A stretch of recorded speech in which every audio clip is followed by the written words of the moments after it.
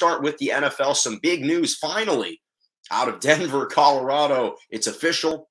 It's finally official. The Denver Broncos have officially been sold. The Walton-Penner family group finally came in what seemed like the 11th hour and got a deal done to purchase the Denver Broncos for a record margin, $4.65 billion. It's the most ever for a U.S. sports franchise. Obviously, Rob Walton, he's going to be the acting owner.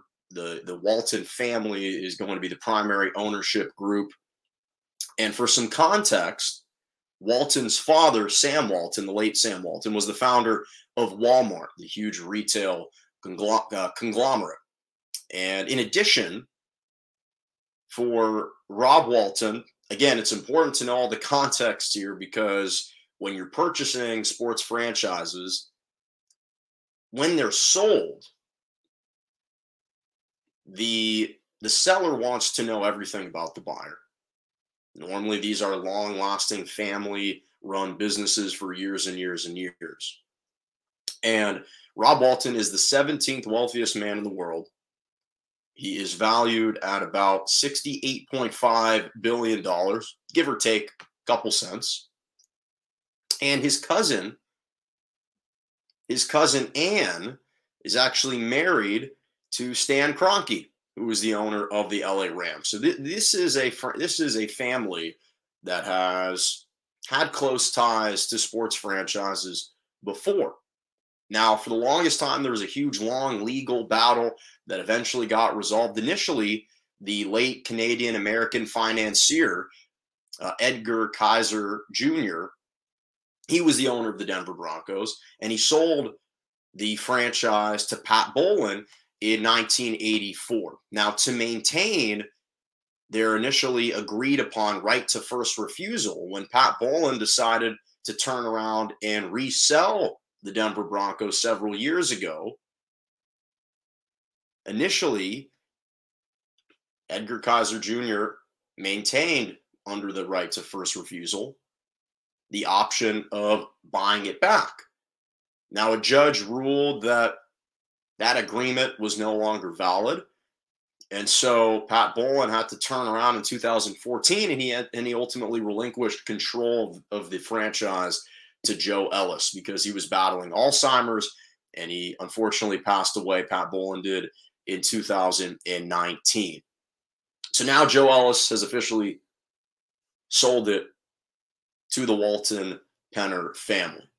So here's the interesting thing, though, about the Denver Broncos, because unlike many other NFL franchises in major cities, the Denver Broncos are a really unique NFL franchise, because obviously the city of Denver is a fantastic, flourishing, and vibrant metropolis in the Mountain West. But when we think about sports franchises and the cities that they're in, most of the time people and athletes aren't looking at the Denver Nuggets in basketball, or the Colorado Rockies in baseball as particularly glamorous destinations.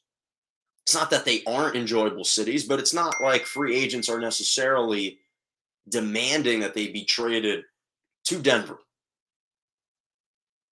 And case in point, Carmelo Anthony used to be a part of the Denver Nuggets back in the heyday in the mid to later 2000s, demanded specifically a trade to the New York Knicks.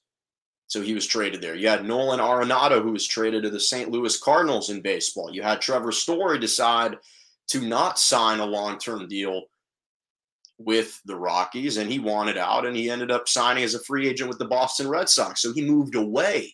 And these are major names in that market. So the reason I bring that up is because, for whatever reason, the Denver Broncos have managed to distance itself and separate itself from basketball, from baseball, and still be viewed in a glowing light as a prestigious franchise. And that's something that is extremely rare to be able to accomplish. To distinguish yourself as an upscale franchise despite the fact that two other major sports organizations within your same city can't accomplish that same feat. Because when you look at the Denver Broncos, they've had a propensity of signing some major names. Obviously, recently, Peyton Manning between 2012, 2015, and now Russell Wilson. These are two major free agent names that they have brought in, obviously slightly different stages of their careers. But this is a franchise that is a particularly profitable NFL organization. Because you look at when Peyton Manning joined, 2012 to 2015. He was only there for 4 years. And yet the Broncos reached 2 Super Bowls. They won 1 Super Bowl in the 2015-2016 season. That's when they defeated Cam Newton in his MVP year. The defense really kind of carried the day for Peyton Manning, which he does not shy away from giving them credit. And ironically enough, the other Super Bowl that they participated in, they were defeated by Russell Wilson and the Seattle Seahawks' vaunted Legion of Boom defense in the 2013-2014 season. They got walloped like 43-8 in that matchup. But the difference was Peyton Manning, when he joined, was 36 years old. He played from 36 to 39. You fast forward to now, and how profitable they were then. This is an organization that has missed the playoffs in 6 straight postseasons. And yet, according to Forbes and their initial appraisal of the Denver Broncos back in August, this was an organization that was valued at around $3.75 billion, which was the 10th highest valuation amongst all 32 NFL teams. Now you're bringing in Russell Wilson. So again, the last 6 years, they haven't accomplished anything in the postseason. They haven't even reached the postseason, and that's already their evaluation. Now you bring in a guy in Russell Wilson who's just 33 years old, and the way that this guy takes care of his body, the amount of money that he invests in training, in his diet, in physical therapists, he maintains an incredible level of, or he just keeps himself really in great shape, just like LeBron does. He spends over 7 figures on his body every single year. This is someone who can play at least 5 to 6 more years, at the bare minimum, 5 to 6 more years. So this is a franchise whose value is only going to continue to increase, only going to continue to grow. And especially with the arrival and the presence of Russell Wilson, just going to augment all aspects of the organization. And obviously, from a fan base perspective, it's an incredible fan base. Mile High Stadium is one of the best outdoor football venues in America. You can argue that along with the stadium in Seattle, with their 12th man, Denver is right up there for the best outdoor venues, along with Arrowhead Stadium for the Kansas City Chiefs. There are a couple of these places, Green Bay and Lambeau Field, but the Mile High Stadium is one of the best outdoor facilities.